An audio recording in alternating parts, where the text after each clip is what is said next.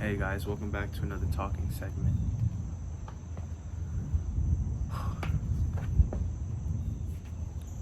Since the dawn of our time, through the depths of our history, the undefined feat we have has been our creativity. Creativity born from our imagination has brought us a long way, for the better or for the worse. As things in our world become more industrialized, filled with distracting entertainment, and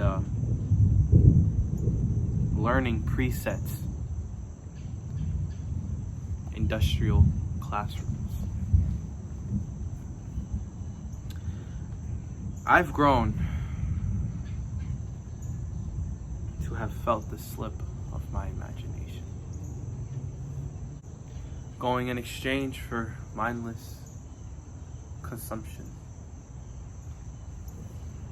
Let me break this down. Imagination is a tool, one that can be used, one that can be trained. Now, the neocortex and the thalamus, that's what's responsible for our imagination in our brain, along with the function of consciousness and abstract thought, which kind of plays hand to hand. We as human beings develop this imagination to embark on creativity within the first 12 months of life. As a kid, myself speaking, of course, growing, I would rely on imagination to create and help with boredom. Science. And on the other side, science is beginning to show that mindless entertaining has been sucking away imagination from our younger generations. And imagine that is doing for someone becoming adult who is already doomed to lose their imagination due to the way how our world works, learning about structures and no wiggle room for things to be done in other different ways. Well, in fact, our imagination never truly leaves us. It actually is just really suppressed. Sometime in high school, I found that it was important to never lose that side of me, imagination. I began to train my imagination to be creative in order to help me in things in life. Now, you can see our world wouldn't be what it is today without imagination. But putting aside make-believe games and child play, let's talk about how imagination can be applied in real life through my own experiments I have done on myself. My first attempt was to hone my skills as making homemade makeshift weapons, structures, etc. I was really into blacksmithing as a kid, and I was also really into survival and understanding if I can create something out of anything with no manual. Well, could be pretty hard unless you had a good imagination. So, in doing this, I solely used my mind to put together almost anything that kind of came to my mind, really.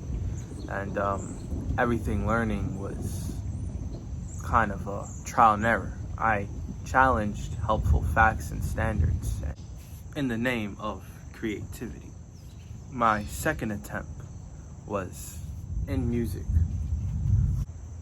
imagining sounds and words and how they can collide, and mixing together notes and syllables created upon boredom and enthusiasm. Really kind of painted a wider spectrum, wider picture for myself. And I began to hear music in my mind before I was able to play it. My final attempt was the icebreaker. It was creating moves for martial arts, one of my greatest passions. This pointed imagination in a real world situation. Because not only did I had to imagine real world situations, but I had to apply it in the real world as well. It worked.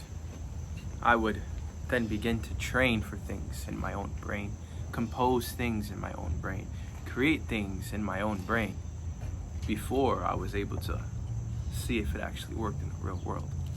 Fails and successes all have come from this, and a lot of great ideals I have come from researching from my own imagination, creating things, putting it together. And the more in deep and more in depth I got into learning and honing my imagination, the world began to change. I began to imagine things on the spot. I began to bring myself into an imaginative alternate state in my brain where I am able to create infinitely. So, it sounds a little weird, yeah, I know, but I'm telling you, we've all done these things as kids, and if we just take all that and implement it into real world situations that can help us, then we can use imagination to better ourselves. Now, I started to apply this to every aspect in life, and it had helped, developed. Time to be more unique because I thought for myself. And I really do want to dig deeper on this topic and research. I probably will be dropping a part 2 and more explanation on how this has affected my life and how it can make other things easier. So, till then, I encourage you guys to go out and test your own imagination and own it and become better because of it. Now listen, our world really wouldn't be what it is today without imagination. Someone had to imagine something to create it, a system, a building, societal structure, anything. It all comes from here, our greatest tool. And don't forget about it just because something is already set in place. Think how else it could be done. And also think for yourself, improvise. What around you could you use to turn it into what? Train your imagination so that you may become a better human, a better you. Hey, I hope you